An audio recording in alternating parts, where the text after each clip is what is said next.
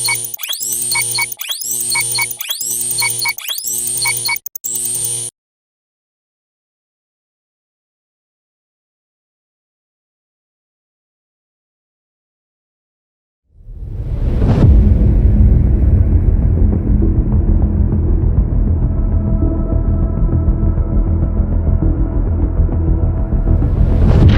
planet is warming up so fast that the climate is changing beyond recall.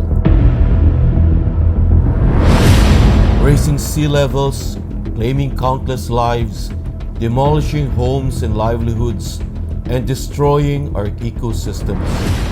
Our world is now fraught with unprecedented danger. A climate emergency is at hand.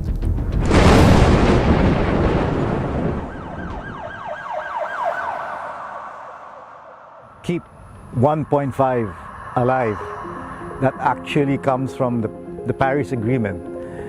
In 2015, the nations of the world came together to agree to pool their efforts, if possible, to keep the global temperature down to 1.5. The latest science tells us that humanity is breaching the bounds of nature, undermining its delicate balance and altering the course of life on Earth.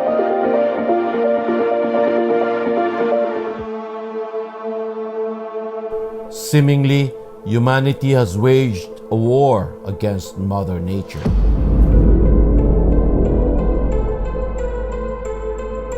A war that has no victors but only victims. A war that only endangers human existence. Alam nyo, parang katawan natin yan eh. Di ba? We're kept at 37 degrees.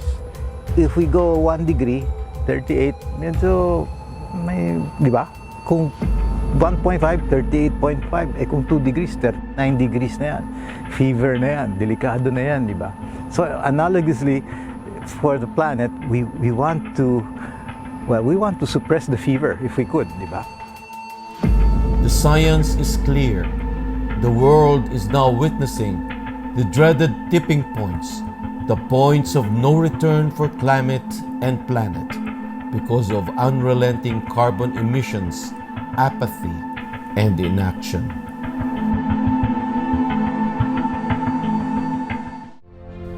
But science tells us there's still a way to prevent the climate crisis from getting worse. This by re-engineering and redesigning the way we've been doing things in our economy, even in our culture, the way we spend and consume things. I think the call is for greater simplicity and greater connection to nature, because for a long time now we've been really separated from creation, and that's what Pope Francis has been telling us in Laudato Si. The way out of the climate crisis is to drastically reduce the global carbon emissions down to a net zero by mid-century.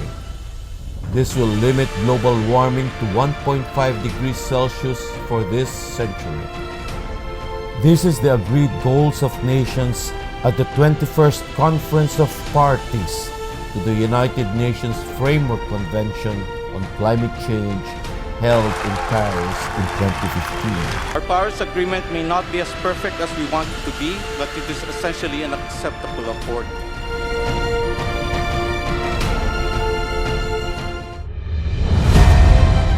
This means that the global economy must go green. The energy sector must transition to renewable energy.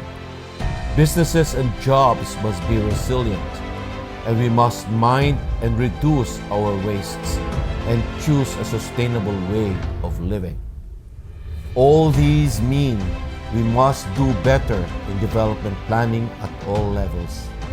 Let's design our lands wisely, reduce our risk, and decouple our development from carbon emissions.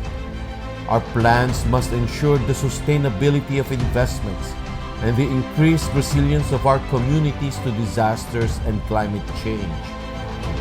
We must therefore transform our world at no time. not just an environmental crisis, it is a spiritual crisis as well. So we hope that by the work that we do here, we can also contribute to the reconnection that is needed in our world today. It's our only chance to survive and thrive on Earth and to build our common home for a safer and more sustainable future for humanity. Together, let us find solutions and make the change we seek and the future we want happen.